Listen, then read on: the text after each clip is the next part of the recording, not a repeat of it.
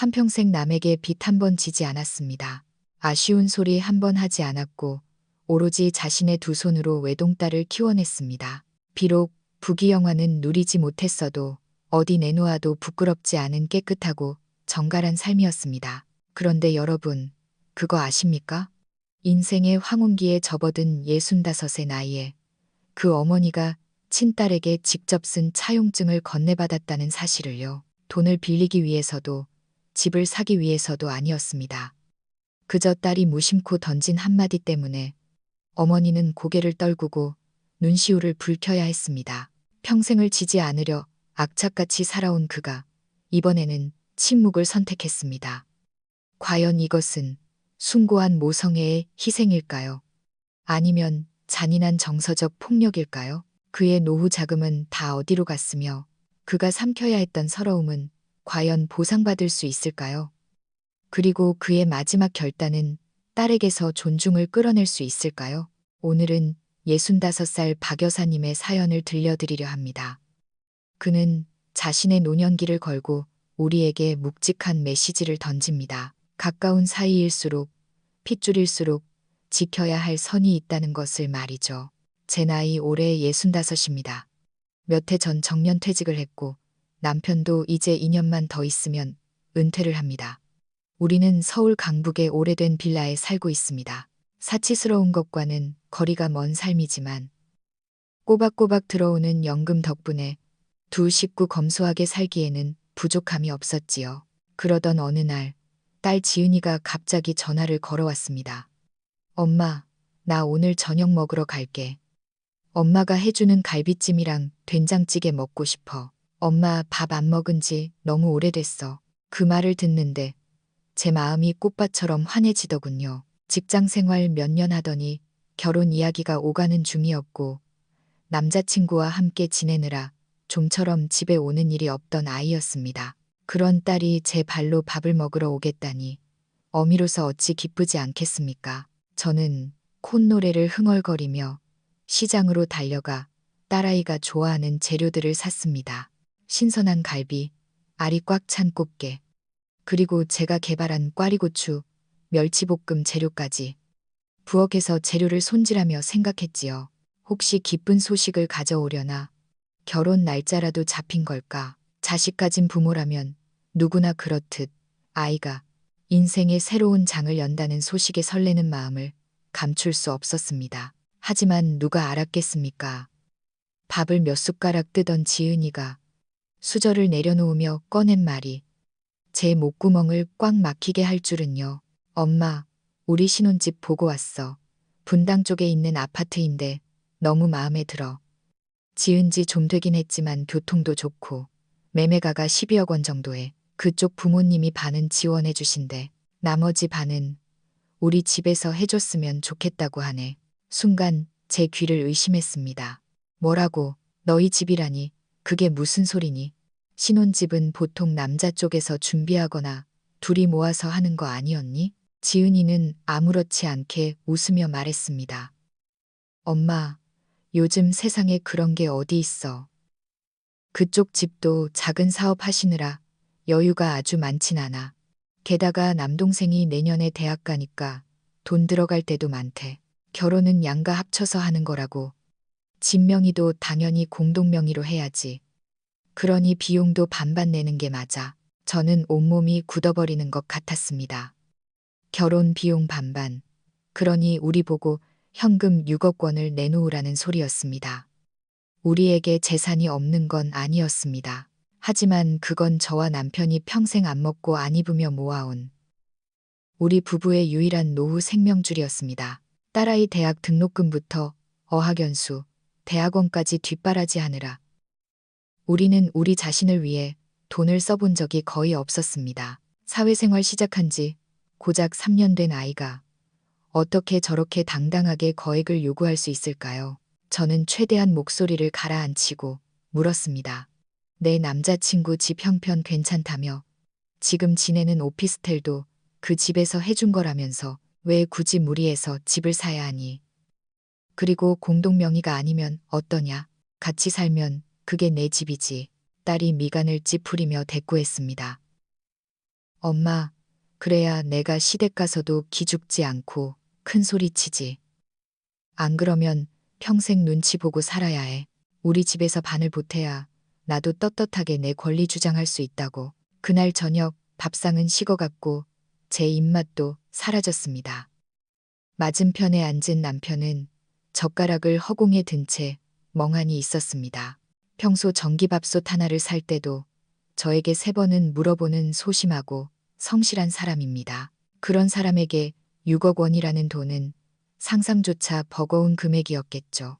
식사가 끝나고 딸이 돌아간 뒤 우리 부부는 안방에 마주 앉았습니다. 한참의 침묵 끝에 남편이 말했습니다. 자식이 저렇게 원하고 제 생각이 있다는데 우리가 부모된 도리로 해줍시다. 저는 속으로 쓴웃음을 지었습니다. 해준다는 말은 쉽지만 우리 뼈를 깎아내는 일인 것을요. 그날 밤 저는 한숨도 자지 못했습니다. 머릿속에는 12억, 6억, 65세라는 숫자만 빙빙 돌았습니다. 우리가 살 집도 아니고 딸과 사위 이름으로 된 집. 하지만 그 돈은 우리 부부의 핏물 같은 노후 자금이었습니다. 그때 어렴풋이 예감했습니다. 이 결혼은 제 고생의 끝이 아니라 보이지 않는 긴 터널의 시작이라는 것을요. 그날 이후로 딸의 전화는 빗발쳤습니다. 집 계약이 다 되어가니 빨리 돈을 맞춰달라는 독촉이었습니다. 남편과 저는 가지고 있던 예금 통장을 모두 털어봤지만 턱없이 부족했습니다. 결국 우리는 일산에 사두었던 작은 오피스텔 하나를 팔아야 했습니다. 오래된 건물이지만 월세가 꼬박꼬박 나와서 우리 부부의 생활비에 큰 보탬이 되던 효자 같은 녀석이었습니다. 매매 계약을 하던 날 저는 그 오피스텔을 마지막으로 둘러보았습니다. 20년 전 돈 아끼겠다고 남편과 둘이서 도배를 하고 장판을 깔며 땀 흘리던 그곳, 우리의 청춘과 노력이 고스란히 배어있는 그 공간이 이제는 딸의 신혼집 계약금의 일부로 사라지게 되었습니다. 집 문제가 해결되니 한숨 돌리나 싶었습니다. 하지만 며칠 뒤 딸은 또 전화를 걸어왔습니다. 엄마, 시댁에서 야외 결혼식을 원하셔. 근데 우리 쪽이 너무 초라해 보이면 안 되잖아. 사돈댁 친척들이 우리 집 무시하면 어떡해. 저는 끓어오르는 화를 꾹 누르며 물었습니다. 그래서 뭘 어떻게 하자는 건데? 예단비랑 예물은 생략하기로 했는데 대신 차는 우리가 한 대 뽑아가야 할 것 같아. 신랑 출퇴근도 해야 하고 그리고 하객들 답례품이랑 식대도 반반 부담하는 게 좋겠어. 가슴이 쿵 내려앉았습니다. 우리는 넉넉한 집안이 아닙니다. 그저 성실하게 공무원 생활하며 연금 받는 게 전부인 사람들입니다. 딸아이 유학비에 대학원 학비까지 대느라 이미 노후 준비는 빠듯했습니다. 결혼한다고 땡전 한 푼 안 받으면서 집값 대주고 인테리어 비용 대주고 이제는 차까지 사내라니요. 이 아이의 머릿속에 부모의 사정이라는 단어는 존재하기나 하는 걸까요? 우리는 결국 또 대출을 받았습니다. 여기저기 돈을 끌어모아 중고차 매매단지에서 주행거리 짧은 준중형 세단을 2,500만 원 정도 주고 샀습니다. 딸과 함께 차를 보러 갔는데 녀석은 차 키를 받아들며 만족스러운 얼굴로 말하더군요. 그래도 이 정도는 돼야 어디 가서 안 꿀리지. 안 꿀린다는 그 말 한마디를 위해 우리는 허리띠를 졸라매고 남은 노년을 저당 잡혔습니다. 결혼식은 화려했습니다. 사돈댁 식구들은 하객들 앞에서 입이 귀에 걸리도록 웃고 있었습니다. 저는 한복을 입고 허리가 끊어지도록 인사를 다니면서도 머릿속이 복잡했습니다. 도대체 언제까지 이 아이를 떠받쳐야 하는 걸까? 신혼여행을 떠나는 딸의 뒷모습은 당당하고 화려했습니다. 친척들은 지은이가 시집 잘 갔다며 부러워했지만 저는 그 뒷모습이 낯설게만 느껴졌습니다. 주는 것이 아까워서가 아닙니다. 우리의 모든 희생을 너무나 당연하게 여기는 그 태도가 밑 빠진 독에 물 붓는 것 같은 그 허무함이 저를 괴롭혔습니다. 결혼식 날 우리는 축의금 대신 딸에게 봉투를 건넸습니다. 현금 100만 원. 이미 집과 차로 거액을 썼기에 그건 정말 상징적인 의미였습니다. 딸은 봉투를 열어보더니 픽 웃으며 말했습니다. 엄마, 100만 원이 뭐야? 좀 없어 보이게 못 들은 척했지만 그 말은 비수처럼 가슴에 박혔습니다. 그날 밤 집에 돌아와 남편은 베란다에서 담배만 피워댔습니다. 담배 냄새가 거실까지 들어왔지만 저는 창문을 닫지 않았습니다. 그 매캐한 연기가 차라리 제 속을 달래주는 것 같았으니까요. 결혼하고 반년도 지나지 않아 딸이 임신을 했습니다. 대출금 이자 갚느라 정신없는 와중이었지만 손주 소식에 기쁘지 않을 수 없었죠. 하지만 축하 인사를 건네기도 전에 딸의 본론이 나왔습니다. 엄마, 나 입덧이 너무 심해. 밥 냄새만 맡으면 토할 것 같아. 엄마가 와서 좀 봐주면 안 돼. 딱 3개월만 망설였습니다. 남편 혼자 두는 것도 마음에 걸렸고 저도 이제 막 은퇴해서 좀 쉬고 싶었으니까요. 하지만 엄마 밥 아니면 못 먹겠다며 울먹이는 딸의 목소리에 또 마음이 약해지고 말았습니다. 딸네 집으로 들어간 첫날 저는 트렁크 가득 밑반찬과 공국거리를 챙겨갔습니다. 딸의 집 냉장고는 냉동 만두와 배달 음식 찌꺼기로 가득 차 있었고 싱크대에는 며칠 된 설거지가 쌓여 있었습니다. 저는 그날부터 파출부가 되었습니다. 새벽같이 일어나 죽을 끓이고 점심엔 냄새 안 나는 맑은 국을 끓이고 저녁엔 퇴근하는 사위를 위해 별미를 준비했습니다. 딸은 입맛이 까다로워. 오늘은 고기 냄새가 싫다. 내일은 생선 비린내가 난다며 투정을 부렸습니다. 집안일은 또 어떻고요? 빨래, 청소, 사위가 아무렇게나 벗어놓은 양말까지 모두 제 몫이었습니다. 저는 하루 종일 팽이처럼 돌았지만 딸은 소파에 누워 핸드폰으로 드라마를 보며 낄낄거렸습니다. 엄마, 고생했어라는 말 한마디 듣기가 하늘의 별 따기였습니다. 어느 날 오후 딸이 시어머니와 통화하는 소리를 들었습니다. 어머니, 저 몸이 너무 힘들어서 그러는데 며칠만 올라와 주시면 안 돼요? 부산에 사는 시어머니의 대답은 스피커폰 너머로 생생하게 들려왔습니다. 아가, 미안해서 어쩌누. 도련님이 이번에 수능 보잖니. 집안 분위기 어수선하면 공부에 방해된다. 내가 올라가긴 힘들겠어.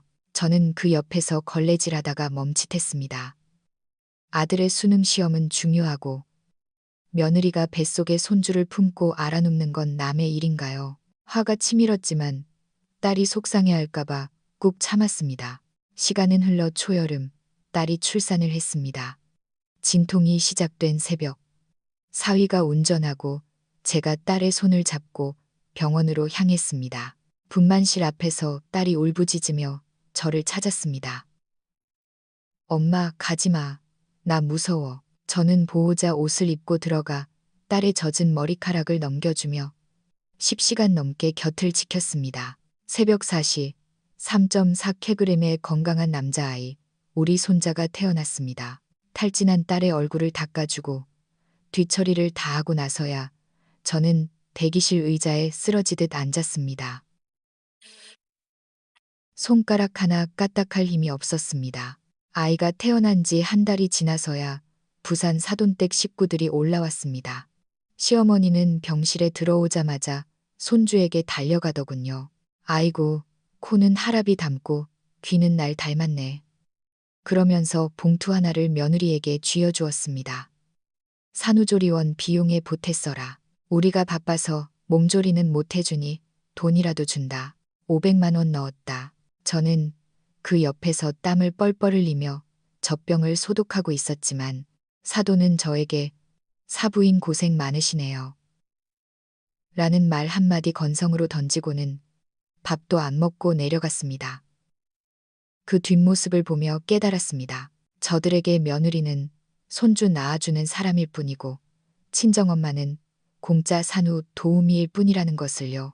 딸이 퇴원하고 친정인 우리 집으로 왔습니다. 진짜 전쟁은 그때부터였지요. 매일 새벽 5시에 일어나 천기저귀를 빨고 미역국을 끓이고 오후에는 손자 목욕시키고 재우고 하루에 4시간도 못 자는 날들이 이어졌습니다. 그래도 딸의 얼굴에 핏기가 돌아오고 손자가 방긋방긋 웃는 걸 보며 버텼습니다. 딸이 산후 우울증으로 밤마다 울 때면 저도 같이 울며 안아주었습니다. 엄마가 있잖아.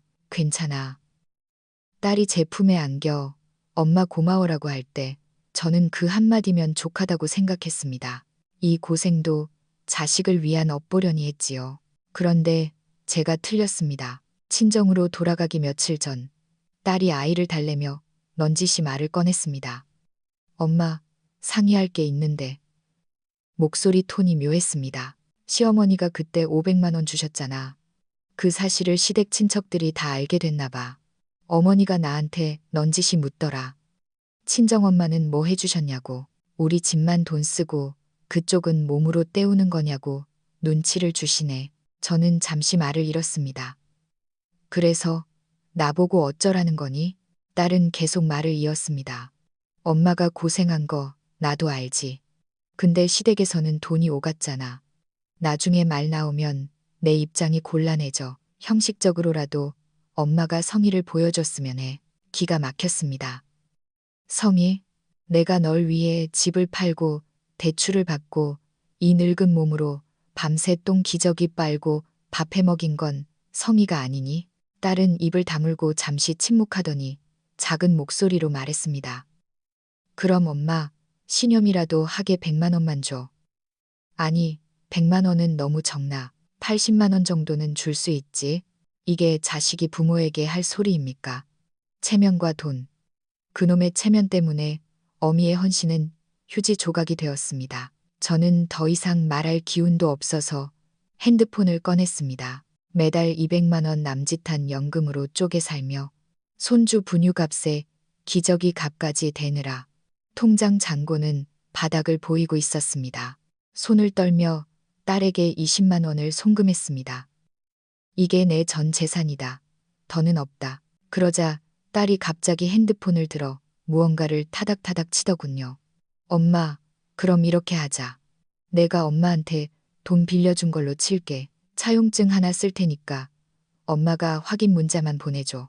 시댁에는 엄마가 나한테 큰돈 줬는데 내가 잠깐 빌려 쓴 거라고 말하면 되니까. 딸은 카카오톡으로 메시지를 보냈습니다. 차용증. 본인 김지은은 어머니 박영수님에게 금 80만 원을 대여하였음. 그리고는 제 핸드폰을 가져가서 확인함이라고 답장을 보내고는 그 화면을 캡처했습니다. 자, 됐지. 이거 어머니한테 보여드리면 더 이상 말씀 안 하실 거야. 딸은 해맑게 웃으며 엄마, 너무 심각해하지 마. 그냥 쇼하는 거야. 쇼. 라고 했습니다. 하지만 저는 웃을 수가 없었습니다. 65평생 남에게 아쉬운 소리 안 하고 살아온 제가 내 뱃속으로 낳은 딸에게 80만 원짜리 차용증을 써주게 된 꼴이라니요. 그것도 밤낮으로 상고안을 해준 대가로 말입니다. 그날 밤 저는 잠들지 못했습니다. 핸드폰 갤러리에 저장된 그 차용증 캡처 사진이 흉물처럼 보였습니다. 삭제하려다 손가락을 멈췄습니다. 아니, 이건 지우면 안 된다. 이건 내가 딸을 사랑한 방식이 틀렸다는 증거다. 내가 무조건 퍼부어준 사랑이 결국 내 딸을 받기만 하는 괴물로 만들었다는 뼈아픈 증거다. 손주 100일이 지나고 저는 짐을 쌌습니다. 딸과 사위가 더 있어 달라고 잡았지만 몸이 안 좋다는 핑계로 뿌리쳤습니다. 집으로 돌아오는 길 가방은 가벼웠지만 마음은 천근만근 무거웠습니다. 현관문을 열자 퀴퀴한 호라비 냄새가 났습니다. 거실 한 구석엔 라면 박스가 쌓여 있었고 빨래 건조대엔 남편의 러닝 셔츠가 아무렇게나 걸려 있었습니다. 남편은 저를 보더니 별말 없이 눈빛으로만 고생했다고 위로해 주었습니다. 며칠 뒤 동네 시장에서 지인을 만났습니다. 어머, 딸 산후조리 해주고 왔다며. 딸이 용돈 좀 두둑이 챙겨줬어. 내 친구 며느리는 친정엄마한테 고생했다고 일본 여행 보내줬다던데. 저는 쓴웃음을 지으며 그냥 마음만 받았어라고 둘러댔습니다. 마음, 과연 그 아이에게 나를 향한 마음이 있기는 했을까요? 집에 돌아와 저는 낡은 가계부를 꺼냈습니다. 지난 3년간 딸에게 들어간 돈을 하나하나 적어보았습니다. 신혼집 보조금, 자동차, 혼수, 출산용품, 산후조리 비용, 손주 양육비, 어림잡아도 수억 원이 넘는 돈이었습니다. 돈이 아까워서가 아닙니다. 그 돈과 함께 갈려나간 제 인생이, 그리고 그 끝에 남은 차용증 한 장이 너무나 비참해서 견딜 수가 없었습니다. 서랍 깊숙한 곳에서 딸아이가 어릴 때 써준 카네이션 카드를 찾았습니다. 엄마, 키워주셔서 감사합니다. 나중에 커서 돈 많이 벌어서 엄마 호강시켜 줄게요. 삐뚤빼뚤한 글씨를 보며 저는 소리 없이 울었습니다. 전화가 울렸습니다. 지은이었습니다. 받지 않으려다 실수로 통화 버튼을 눌렀습니다. 엄마, 도우미 이모님이 그만두셨어. 애는 계속 울고 나 3일째 잠을 못 잤어. 엄마 언제 올 수 있어? 며칠만이라도 와주라. 제발. 수화기 너머로 딸의 울먹이는 목소리가 들렸습니다. 엄마가 없으니까 아무것도 못하겠어. 애 잡을 것 같단 말이야. 예전 같았으면 당장 택시를 타고 달려갔을 겁니다. 하지만 저는 부엌에서 끓고 있는 보리차 주전자를 바라보며 차분하게 말했습니다. 그래, 알았다. 생각 좀 해보마. 전화를 끊고 베란다로 나갔습니다. 손에는 딸이 보냈던 그 차용증 캡처를 인쇄한 종이가 들려 있었습니다. 구겨진 종이 끝을 만지작거리며 생각했습니다. 나는 딸을 사랑하지 않는 게 아니다. 다만 나는 이제 예전의 그 엄마가 아니다. 딸의 체면을 위해 내 자존심을 짓밟는 엄마. 엄마니까 당연하지라는 말에 내 노년을 저당 잡히는 그런 엄마는 이제 그만두어야 한다. 그날 밤 저는 식탁 위에 메모지를 꺼내 꾹꾹 눌렀었습니다. 지은아, 엄마는 너를 사랑하지 않는 게 아니다. 다만 엄마도 늙었다. 평생 너를 위해 우산을 받쳐 들고 있었는데 이제 그 우산살이 부러져서 더 이상 비를 막아줄 수가 없구나. 다음 날 아침 남편이 따뜻한 콩국물 한 잔을 내밀며 물었습니다. 딸한테 전화 왔었지. 갈 거야?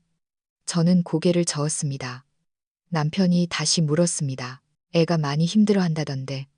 제가 대답했습니다. 그래서 내가 가면 당신은, 그리고 나는, 우리는 누가 돌봐줘요?